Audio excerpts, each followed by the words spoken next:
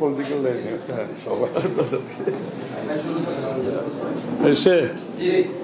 আচ্ছা, ওই তো নতুন জার্মান অ্যাম্বাসেডার আসছে, আপনারা তো জানেন, কলন করতে আসছে এখানে।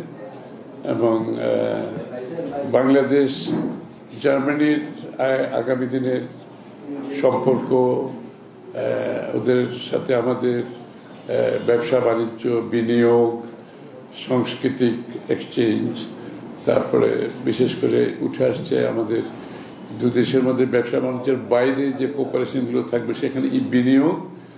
এবং আমাদের আপনারা জানেন বিএনপির একটা বড় প্রোগ্রাম আছে, 1 কোটি লোকের চাকরি 18 মাসে, যেটা আমরা আমাদের আগামী দিনের প্রজেকশনে দিয়েছি। সেই চাকরির জন্য আমাদের একটা প্রধান উদ্দেশ্য হলো, আমাদের জোর দিচ্ছে আমরা একটা বিষয়ের উপর, স্কিল ডেভেলপমেন্ট। এবং 1 কোটি চাকরি যদি করাতে হয়, আমাদের যদি আমরা যদি সাকসেসফুলি ইমপ্লিমেন্ট করতে হয়, আমাদের স্কিল ডেভেলপমেন্ট করতে হবে। কারণ বিভিন্ন জায়গায় এই চাকরিগুলো করতে হবে। আমাদের আইটি রিলেটেড বিজনেস আছে, আমাদের বিভিন্ন ম্যানুফ্যাকচারিং স্কিল ডেভেলপমেন্ট আছে। আসলে স্কিল ডেভেলপমেন্ট সর্বক্ষেত্রে প্রযোজ্য এখন বাংলাদেশে। আর টেকনোলজি এবং আর্টিফিশিয়াল ইন্টেলিজেন্সে আমরা জোর দিচ্ছি, এই জন্য যে টেকনোলজি ব্যতীত আসলে ইকোনমিক্যালি সামনের দিকে এগিয়ে যাওয়া সম্ভব না। এই ক্ষেত্রে জার্মানির সাথে আমাদের কোঅপারেশন অত্যন্ত গুরুত্বপূর্ণ। এবং আমরা আলোচনা করেছি আমরা জয়েন্টলি স্কিল ডেভেলপমেন্টের জন্য কি কি করতে পারি আগামী দিনে, এটার উপর আলোচনা হয়েছে। এবং বর্তমান যে ট্রেড আছে, এটার আরও আমরা কিভাবে বাড়াতে পারি। বিনিয়োগ বাংলাদেশে, জার্মান বিনিয়োগ, কারণ জার্মানরা চায়নাতে বিনিয়োগ করেছে এবং ভারতেও কিছু বিনিয়োগ করেছে। ইতিমধ্যে তারা বাংলাদেশকে মনে করছে আগামী দিনের বিনিয়োগের জন্য একটি ভালো ডেস্টিনেশন। সুতরাং সেই জায়গায় বাংলাদেশে তাদের বিনিয়োগ আমরা প্রত্যাশা করছি এবং তাদেরও উদ্যোগ আছে, তাদেরও ইন্টারেস্ট আছে।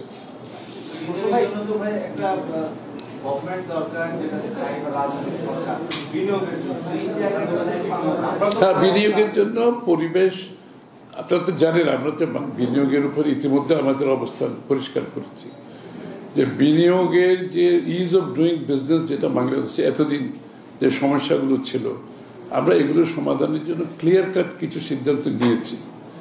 এবং আপনারা জানেন, আমরা বিনিয়োগ যে সামিটটা হয়েছে কিছুদিন আগে, সেখানে আমরা কিন্তু পরিষ্কারভাবে লিখিতভাবে এটা বিনিয়োগকারীদের কাছে হস্তান্তর করেছি।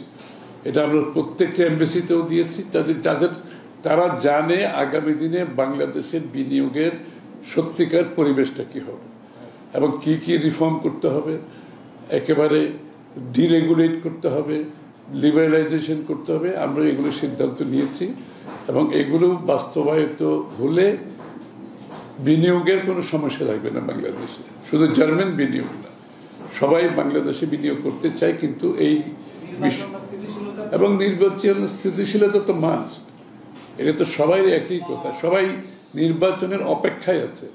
প্রত্যেকের যত কথা আলাপ আলোচনা হচ্ছে, এটা শেষ কথা হচ্ছে যত তাড়াতাড়ি নির্বাচন হয়ে বাংলাদেশে একটি নির্বাচিত সরকার আসবে, যেখানে তারা short term, mid term, long term সিদ্ধান্তগুলো নিতে পারবে।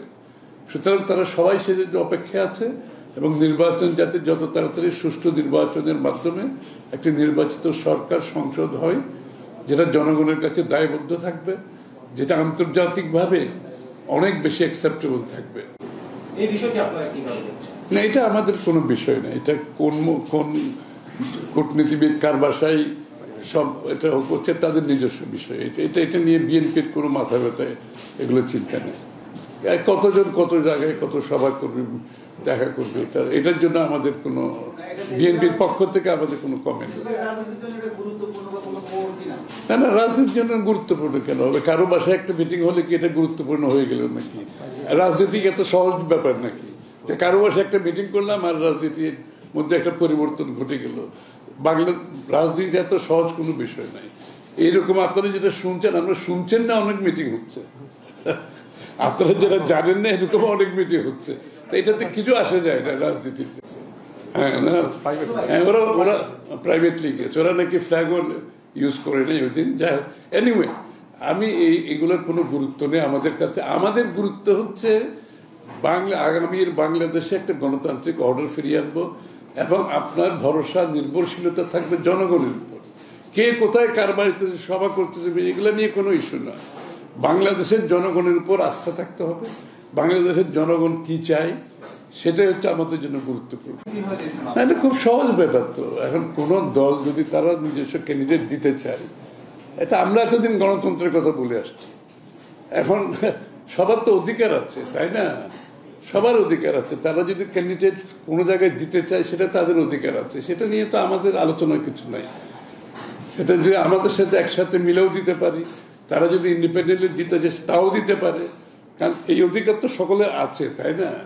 আমরা আলোচনার ভিত্তিতেও যদি আমরা মনে করি আমরা জোট হিসেবে কাজ করেছি এতদিন, সেটাও হতে পারে। তার বাইরে যদি তারা ক্যান্ডিডেট দিতে চায় দিতেই পারে, অসুবিধা নেই তো। আমার মনে হয় আমাদেরকে এই বিষয়টা একটু বোঝা উচিত যে গণতান্ত্রিক আমাদের যে বাধা বিপত্তির মাধ্যমে যে রাজনীতি, এই বাধা বিপত্তির রাজনীতি থেকে বেরিয়ে আসতে হবে। সবাইকে সেই স্বাধীনতা দিতে হবে। প্রত্যেকটি দলের অধিকার আছে। আমরা কোনো কিছু রুল আউট করার অধিকার বিএনপিরও নাই, অন্য কোনো দলেরও নেই। কাউকে রুল আউট করার অধিকার কারণ নেই। সকলের অধিকার আপনাকে সম্মান জানাতে হবে। শুনেন, আমি একটা কথা পরিষ্কারভাবে বলি, আগেও বলেছি বহুবার, যে জায়গাগুলোতে ঐক্যমত হবে সেটা নিয়ে আমরা এগিয়ে যাব। যেখানে ঐক্যমত হবে না, আপনি আগামী নির্বাচনে প্রত্যেকটা দলের অধিকার আছে সেটা জনগণের কাছে নিয়ে যাওয়া, এর বাইরে কোনো আলোচনা নেই। যত ঐক্যমত শব্দটা কি ব্যবহার কি হয়েছে, ঐক্যমত কমিশন অর্থাৎ কি, যতটুকু ঐক্যমত হবে। যেটা ঐক্যমত হবে না আপনাকে জনগণের কাছে আগামী নির্বাচনে নিয়ে যেতে হবে। কারণ আমাদেরকে তো বাংলাদেশের জনগণ কোনো দায়িত্ব দেয় নাই যে বাংলাদেশকে আগামী বাংলাদেশ কিরকম হবে সব দায়িত্ব যে রাজনীতিবিদরা বসে সমাধান করে দেবে, এই দায়িত্ব কোনো দলকে বাংলাদেশের মানুষ দেয় নাই। যেখানে ঐক্যমত হবে অতটুকু ঠিক আছে, না হলে আপনি জনগণের কাছে যান না, আগামী নির্বাচনে আপনার ম্যান্ডেট নিয়ে আসেন, আপনি যাই চান তা নিয়ে আসেন, কোনো অসুবিধা তো নেই। আমি তো বলছি কি সম্ভব না, এটা আলোচনার বিষয় না। আলোচনার বিষয় হচ্ছে যতটুকু ঐক্যমত হবে তার বাইরে যাওয়ার কোনো সুযোগ নাই। নামেই হচ্ছে ঐক্যমত কমিশন, আপনি বুঝতে হবে তো।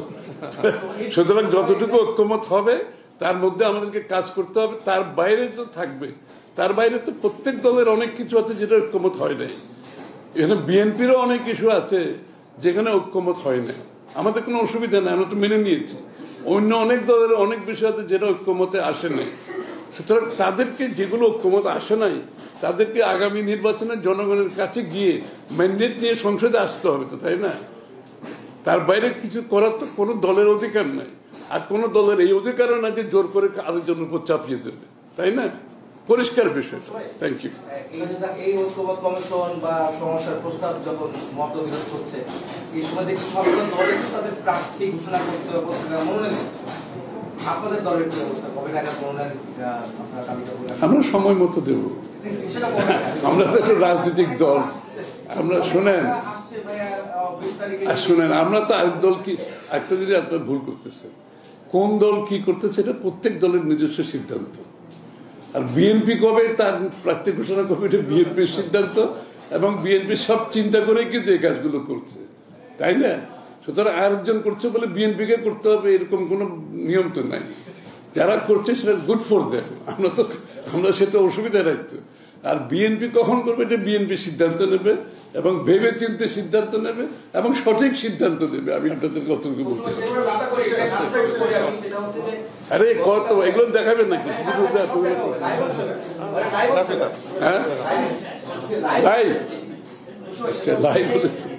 আরে রাজনীতি থেকে উনি চলে গেছেন এটা কেউ বলছে নাকি আজ পর্যন্ত? উনি তো এখনো বিএনপি চেয়ারপারসন, উনি তো এখনো বিএনপি চেয়ারপারসন। তো রাজনীতি থেকে চলে গেছেন কেউ বলছে নাকি? উনি অসুস্থ, সুতরাং ওনার জায়গা থেকে আজকে আমাদের অ্যাক্টিং চেয়ারম্যান সাহেব দায়িত্ব পালন করছেন, এবং ওনার দায়িত্ব পালনের মাধ্যমে আজকে বাংলাদেশের জাতীয়তাবাদী দল এগিয়ে যাচ্ছে। তো সুতরাং কার রোল কি হবে না হবে এটা সময় বলে দেবে, তাই না? বেগম যে তখন বিএনপি চেয়ারপারসন আছেন তো, তাই না? আর উনি মাজারে যাওয়ার সাথে এটা কি সম্পর্ক আমি কিছু বুঝতে পারলাম না। মাজারে তো যেতেই পারে, ওনার মন চাইছে ওনার স্বামীর কবরে যাবেন, হ্যাঁ, ওনার মন চাইতে পারেন না, ওনার মন চাইছে উনি গেছেন। আরে সক্রিয় হতে কি রাত্রে 10টার সময় কি মাজারে যেতে হয়নি? সক্রিয় হওয়ার জন্য তো অনেক কিছু করা যায়। সুতরাং এইগুলা মানুষ মনে করতেই পারে, ওটা না সেটা না, কিন্তু উনি তো যেতেই পারেন। ওনার তো ইচ্ছা হয় না ওনার স্বামীর কবরে যাওয়ার জন্য? সবার যেরকম ইচ্ছা হয়তো ওনারও ইচ্ছা হতে পারে, তাই না? এটা খুবই স্বাভাবিক ঘটনা। এটাকে রাজনীতিকরণের কোনো সুযোগ নেই। Thank you. বিএনপি এত বড় মানে স্থানীয় নেতাকর্মীদের মধ্যে একটা গ্রুপিং প্রদল সৃষ্টি হচ্ছে, এই বিষয়টাকে আরে শোনো, বিএনপি একটা বড় দল, এখানে একাধিক প্রার্থী থাকবে, প্রতিযোগিতা থাকবে, দল যখন সিদ্ধান্ত দেবে তার পেছনে সবাই নির্বাচনে সংযুক্ত হবে, কাজ করবে। একজন ভদ্রমহিলা বল তোমাকে দিতে হবে আমাদের সাথে। আমি তো বিএনপি একটা জিনিসে বিশ্বাস করি, সেটা হচ্ছে মাল্টিল্যাটারালিজম। আমরা সবাই সাথে ইকুয়ালি ট্রিটমেন্ট করছি। বাংলাদেশের সাথে প্রত্যেকটি দেশের সাথে আমাদের সম্পর্ক থাকবে, এবং সম্পর্কটার মূল উদ্দেশ্য হবে বাংলাদেশের সাথে, বাংলাদেশের জনগণের সাথে। সুতরাং we are open to all, কোনো সমস্যা নেই। Thank you.